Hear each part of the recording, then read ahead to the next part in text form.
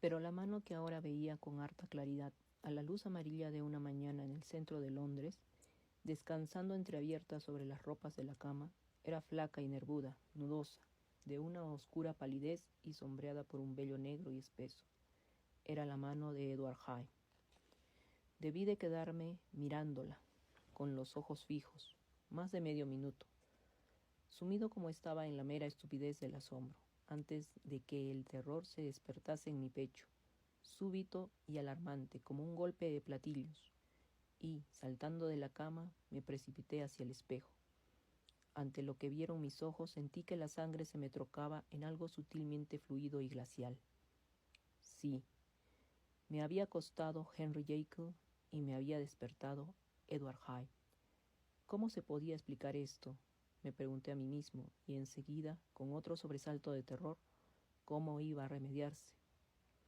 Estaba ya muy entrada la mañana, los criados en pie, todas mis drogas en el gabinete, y era un largo viaje el ir hasta allí, desde el sitio en que me hallaba paralizado de espanto.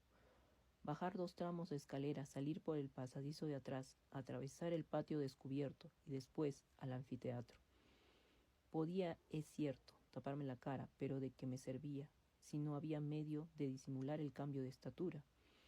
Y entonces, con una embriagadora y grata sensación de estar salvado, me acordé que los sirvientes estaban ya acostumbrados a las idas y venidas de mi segundo yo. Me vestí a la carrera lo mejor que pude con ropas de mi tamaño primitivo. Rápidamente atravesé la casa, me encontré con Bradshaw, que abrió los ojos en redondo y se echó hacia atrás al ver a Mr. Hyde a tales horas y con tan extraña indumentaria, y 10 minutos después el doctor Jekyll había recuperado su propia forma y estaba sentado a la mesa con una frente sombría para hacer una simulación de desayuno. Escaso en verdad era mi apetito. Este inexplicable incidente, el cambio de mis anteriores experiencias, parecía como el dedo aquel sobre el muro de Babilonia, que estaba trazando las letras de mi sentencia, y empecé a reflexionar con más seriedad sobre las consecuencias y posibilidades de mi doble existencia. Aquella parte de mí mismo que yo tenía el poder de proyectar al exterior había sido de algún tiempo a aquella parte muy ejercitada y nutrida. Me había parecido como si últimamente el cuerpo de Edward Hyde hubiese aumentado de talla, como si, cuando yo revestía aquella forma, sintiera un más brioso fluir de la sangre, y empecé a vislumbrar el peligro. Si aquello seguía así, de que el equilibrio de mi naturaleza se rompiese para siempre, que perdiera la facultad del cambio voluntario, que la personalidad de Edward Hyde llegase a ser irrevocablemente la mía, la eficacia de la droga no se había mostrado siempre igual. Una vez, allá en los comienzos, me había fallado del todo, y después, en más de una ocasión, había tenido que doblar la dosis, y en una de ellas con inminente riesgo de la vida, que triplicarla. Y esas inseguridades, aunque poco frecuentes, habían sido hasta entonces la única sombra que oscurecía mi contento. Ahora, sin embargo, y en vista del accidente de la mañana, tuve que reconocer que, así como al principio lo difícil era desprenderme del cuerpo de Jekyll, en los últimos tiempos, y de un modo paulatino, pero decidido, la dificultad se había trasladado al lado opuesto. Todo parecía pues indicar esto, que iba perdiendo poco a poco el asidero de mi primitivo y mejor yo, y que lentamente me iba incorporando al segundo y peor. Ahora vi que tenía que escoger entre los dos. Mis dos naturalezas tenían la memoria en común, pero las demás facultades se repartían muy desigualmente entre ambas. Jekyll, que era compuesto unas veces con los más vivos temores y otras con ávido deleite, planeaba los placeres y aventuras de Hyde y tomaba parte en ellos, pero Hyde sentía absoluta indiferencia por Jekyll, o si pensaba en él, lo hacía tan solo como el bandido de la sierra que se acuerda de la cueva en que se esconde de sus perseguidores. Jekyll tenía el interés de un padre, Hyde poseía la indiferencia de un hijo. Unir mi suerte a la de Jekyll era acabar con todos esos apetitos que durante largo tiempo había tolerado en secreto, pero que últimamente había empezado a regalar y mimar. Unirla a la de Hyde era morir para 1000 intereses y altas aspiraciones, y convertirme de golpe y para siempre en un ser despreciable y solitario. El trato pudiera parecer desigual, pero aún había otra consideración que poner en la balanza. En tanto que Jekyll sufría abrazándose en el fuego de la abstinencia, Hyde ni siquiera se daría cuenta de lo que había perdido. Extrañas eran mis circunstancias, si bien los términos de este debate son tan viejos y vulgares como el hombre mismo. Alicientes y temores muy semejantes deciden el destino de cualquier pecador tentado y medroso, y ocurrió conmigo, como con la gran mayoría de mis prójimos, que escogí el mejor partido y me hallé luego sin la firmeza necesaria para mantenerme en él. Sí, preferí el maduro y descontento doctor, rodeado de amigos y soñador de honradas esperanzas, y di un adiós definitivo a la libertad, a la relativa juventud, al paso ligero, al latir vigoroso de la sangre y a los ocultos placeres de que había gozado bajo el disfraz de Hyde. Quizá hice esta elección con alguna inconsciente reserva, pues ni abandoné la casa del Soho ni destruí las ropas de Hyde, que aún seguían prestas en el gabinete. Durante 2 meses, sin embargo, me mantuve fiel a mi resolución. En ese tiempo llevé una vida de tal austeridad como nunca la había alcanzado hasta entonces, y gocé de la compensación de una conciencia satisfecha.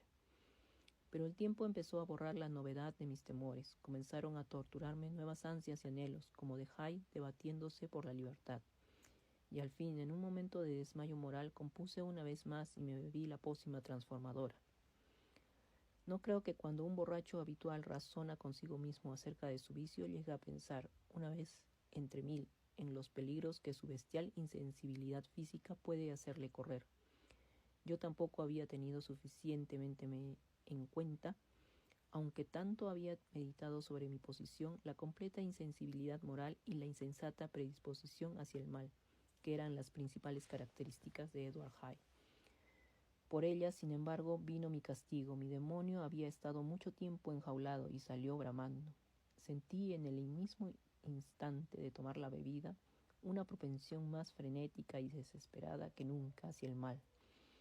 Esto fue, me figuro, lo que resolvió en mi alma aquella tempestad de cólera con que escuché las cortesías de desgraciada víctima. Declaro ante Dios que ningún hombre moralmente cuerdo podía haber cometido tal crimen por tan inocente provocación, y que di aquellos golpes sin otra razón que la que pueda tener un niño enfermo para romper un juguete. Pero voluntariamente me había despojado de todos esos instintos de equilibrio mediante los cuales hasta el peor de nosotros puede caminar entre tentaciones con cierto grado de estabilidad. En mi caso, la tentación, por leve que fuese, era la caída. Instantáneamente el genio del infierno despertó en mí, loco de rabia. Con un arrebato de júbilo, me puse a golpear aquel cuerpo inerte, saboreando cada golpe con delectación. Y solo cuando empezaba a cansarme sentí el corazón sobrecogido bruscamente, en el más frenético ataque de mi delirio, por un escalofrío de terror. La bruma se dispersó, vi que mi vida estaba sentenciada y salí de la escena de aquellos horrores victorioso pero temblando.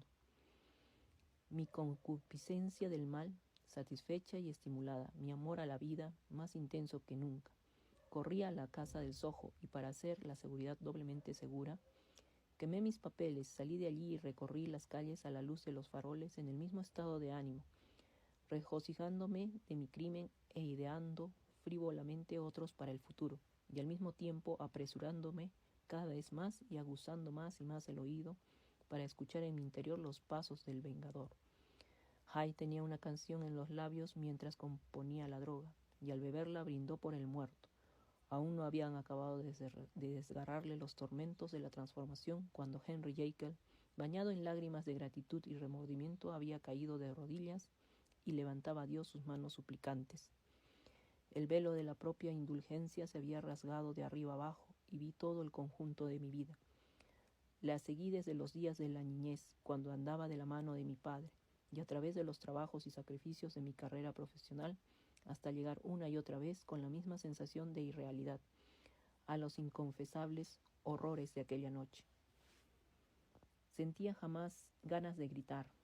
Con lágrimas y oraciones traté de aplacar la marabunta de imágenes y sonidos que asaltaban mi memoria, y todavía entre las plegarias la horrible faz de mi iniquidad se asomaba dentro de mi alma.